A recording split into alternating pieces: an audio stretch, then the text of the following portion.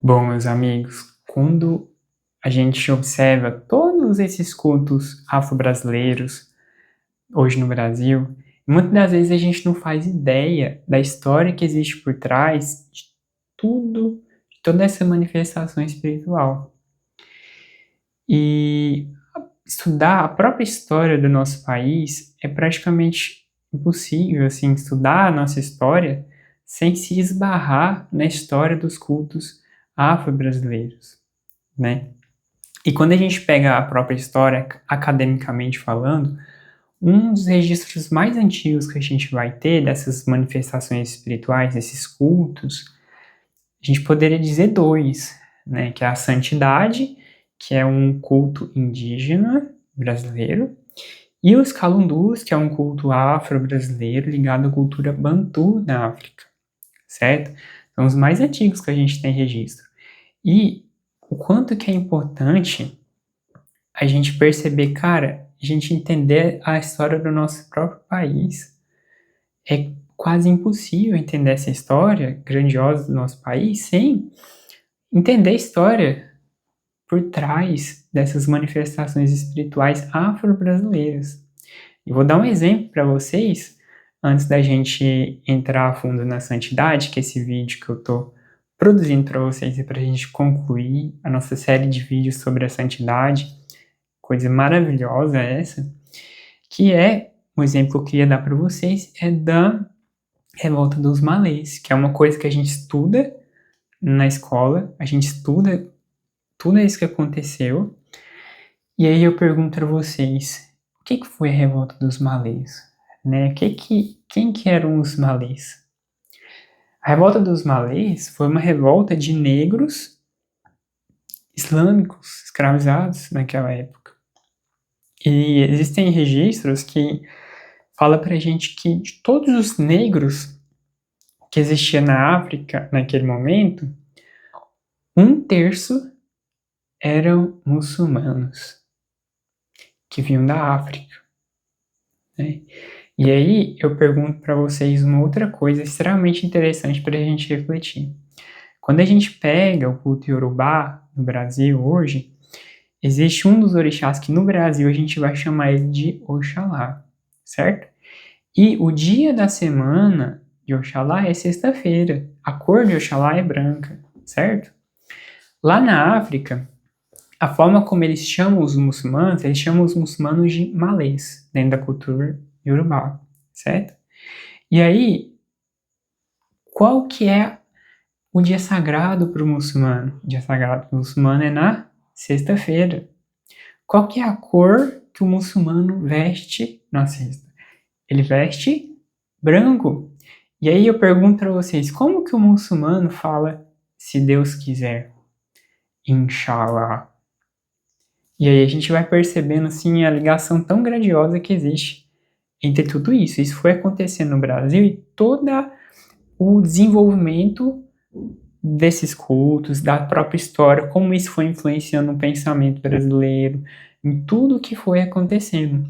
E as heranças que cada uma desses grupos, dessas pessoas deixaram para a gente hoje em dia, né? E aí quando a gente pega a santidade, que é o foco da nossa conversa de hoje, para a gente concluir o nosso pensamento, é uma coisa extremamente interessante, porque a santidade é um culto indígena brasileiro, que vai acontecer no comecinho do processo da colonização brasileira, certo? Quando a gente pega a Europa, naquele momento, tinha acabado de passar pelas cruzadas, a Ordem dos Templários tinha acabado, Portugal começou as grandes navegações, que existe todo um contexto muito especial ali.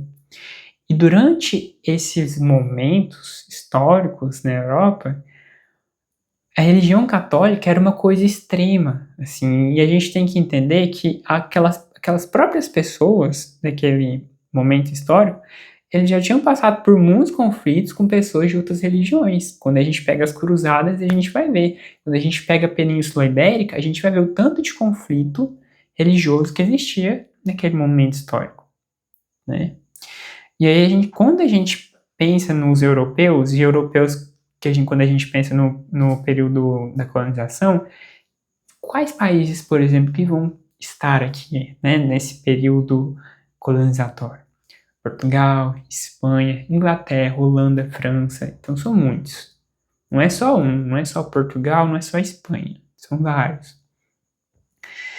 E aí a gente pensa, nossa, quando eles chegaram aqui, como que eles viram todos esses índios, todo esse pessoal aqui fazendo o que eles estavam fazendo, né? E como que aconteceu o choque entre as culturas? Como que o europeu viu os índios? Como que os índios reagiram a isso, culturalmente falando? E a partir desse encontro, o que isso gerou de herança para a gente, né? Então, é uma coisa, assim, extremamente interessante. Então, a primeira coisa que a gente tem que saber é que os índios eles já tinham seus cultos, né? Principalmente a gente vai pegar aqui com base, a base, o que fundamenta esse conhecimento do vídeo que eu venho trazer para vocês, é o estudo do Ronaldo Weifans, né? O Ronaldo Weifans é um historiador extremamente importante aqui no Brasil. Ele fez um estudo muito profundo da santidade daquele período, ele tem vários livros, e um dos livros é chamado de, né, o nome do livro é Heresia dos Índios, que é o nome da nossa série de vídeos aqui sobre a santidade, Heresia dos Índios, né? Então, os índios, eles já tinham seus cultos, né? E toda a mitologia indígena tupi daquele momento é o que eles vão chamar de a busca pela terra sem mal.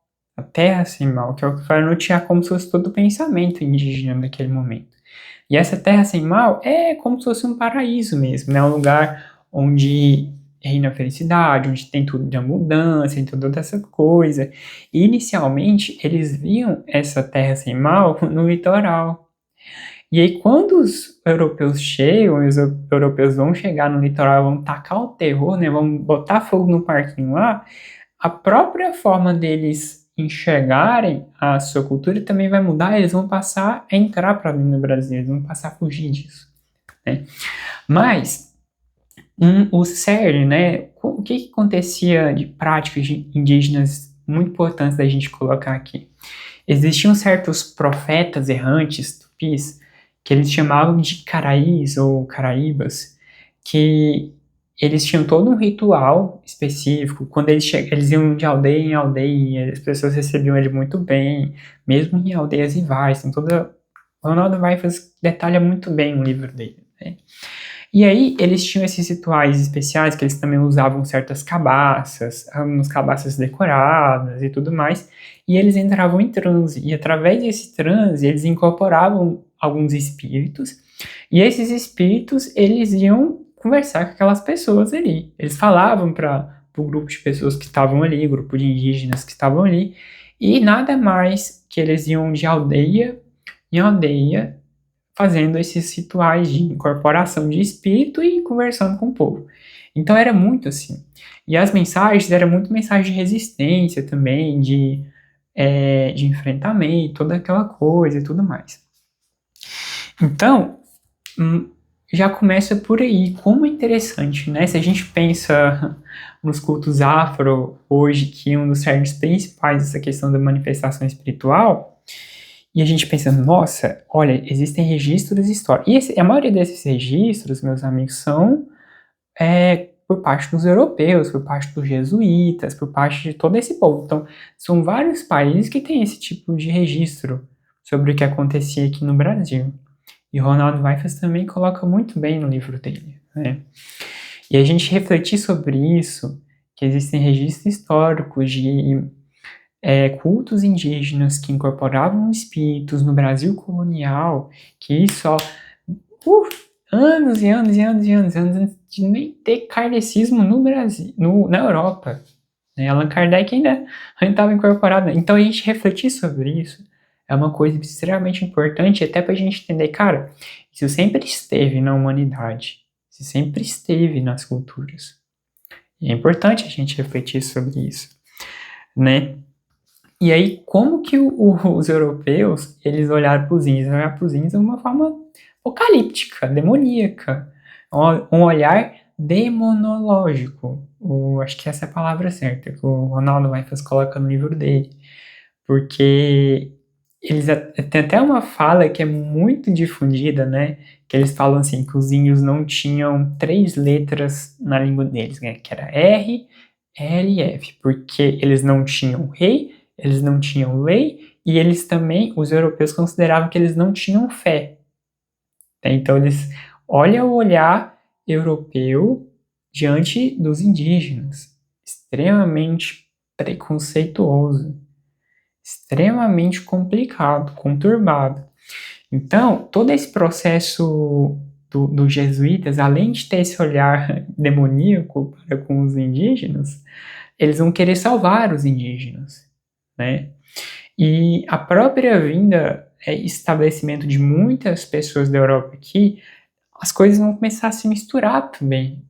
As culturas elas vão começar a se misturar, né? E existia dentro da cultura tupi existiam muitos rituais de antropofagia. Isso era uma coisa que existia bastante. Que a antropofagia nada mais é do que o canibalismo, né? Só que esse canibalismo, ele acontecia de uma maneira específica, não era tipo assim, simplesmente, bora almoçar aqui, comer uma colchona aqui de gente, não era assim, era uma coisa que às vezes envolvia guerreiros, de pegar, lutando numa guerra, alguma coisa assim, e aí você vencia o seu inimigo, você ia lá e comia ele para absorver a força dele, todas essas coisas. Então, dentro do pensamento indígena também tinha essa coisa, por exemplo, se eu comer uma tartaruga, eu vou absorver essas qualidades da tartaruga e eu vou ficar lento, eu vou me prejudicar.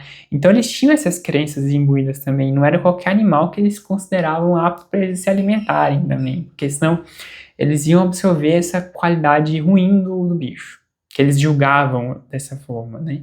Então o ser humano era igual, eles também faziam isso, eles também marcavam seus corpos, não era só dentro desses rituais de antropofagia, não envolvia só a alimentação da carne humana, mas também de muitas espécies de tatuagem, espécies que eles marcavam realmente a pele, com marcas, com incisões, né? Então, isso era como se fosse um troféu, assim, a pessoa via e falava assim, que cara lá é brabo, assim, entendeu? Aquele cara lá é pica, o cara tem, ó, e já ficava de olho no cara. E aí, nessa mistura de culturas entre os europeus, os indígenas, vai surgir uma categoria de pessoa que eles vão chamar de mamelucos. Os mamelucos nada mais são do que aquelas pessoas que, por exemplo, tem a mãe indígena, o pai europeu branco, ou vice-versa, e aí que vai nascer, e esse mameluco, ele vai transitar entre os dois mundos, entre o mundo indígena e o mundo europeu colonial naquele momento, né? Então eles também vão ser muito importantes para fazer esse diálogo. E eles vão ser uma categoria de pessoas naquele momento que vai estar extremamente miscigenado das duas culturas. Então você vai ter mamelucos muito cristãos que seguem a ferro e fogo os cultos indígenas. E aí, quando a própria Inquisição chega aqui, eles não conseguem entender aquilo. Porque a Inquisição ela vai chegar aqui no Brasil no meio do parquinho pegando fogo com a santidade tocando terror também. Que, tocando terror no sentido que eu falo é botando a coisa para acontecer. Você entendeu? Tocando terror no bom sentido que eu falo aqui, né? Brincando. Então, é uma coisa extremamente interessante.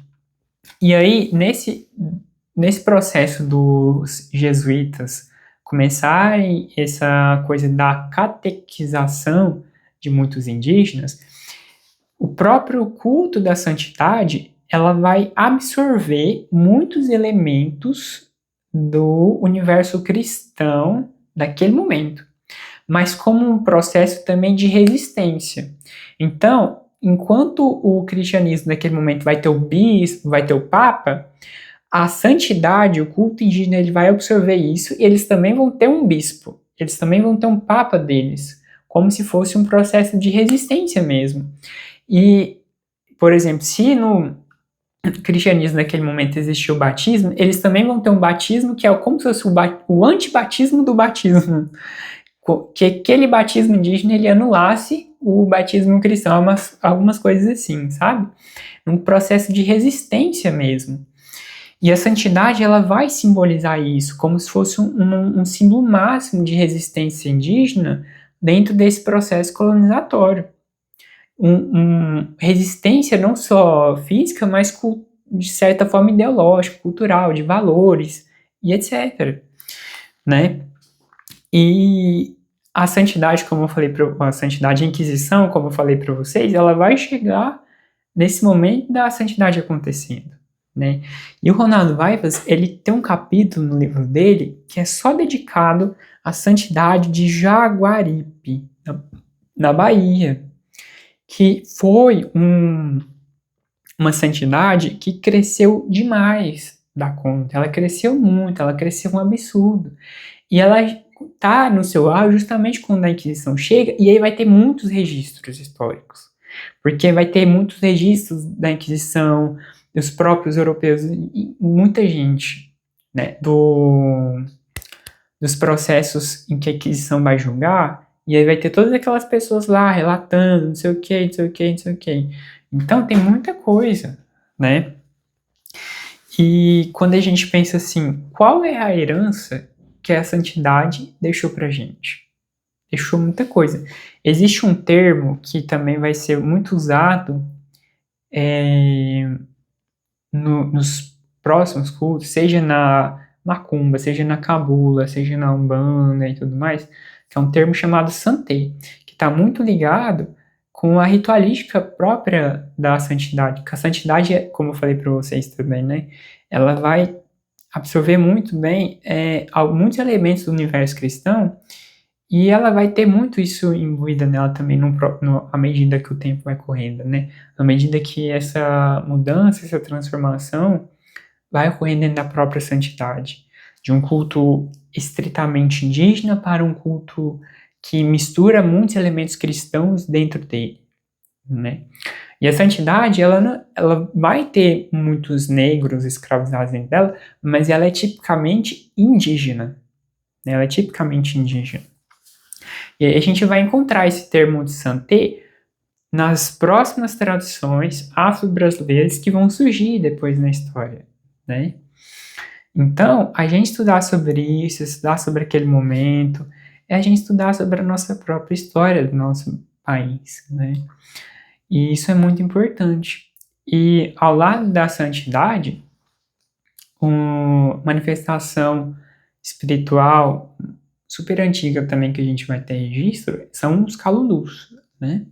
Os calundus muito ligados com a cultura bantu da África dos negros escravizados dessa cultura, que também vai ter muito forte esse contato com os espíritos, questão de incorporação e tudo mais, isso naquela época, né? Naquela época também vai ter muitos registros. Então, meus amigos, esse é o vídeo da santidade, né? A gente pensar o que ela gerou de herança para nós. E como que ela também assustou muitos europeus naquela época, seja com a sua forma de ver a vida, a sua forma de enxergar, porque os índios, naquele momento, eles enxergavam a vida de uma forma muito diferente dos europeus, seja nos seus valores, seja na religiosidade, no seu pensamento, forma como se relacionava com a natureza, né, e tudo mais. Então, eu deixo todas essas reflexões para vocês. Espero que tenham gostado bastante. E até a nossa próxima conversa. Um abraço a todos. Beijão pra vocês.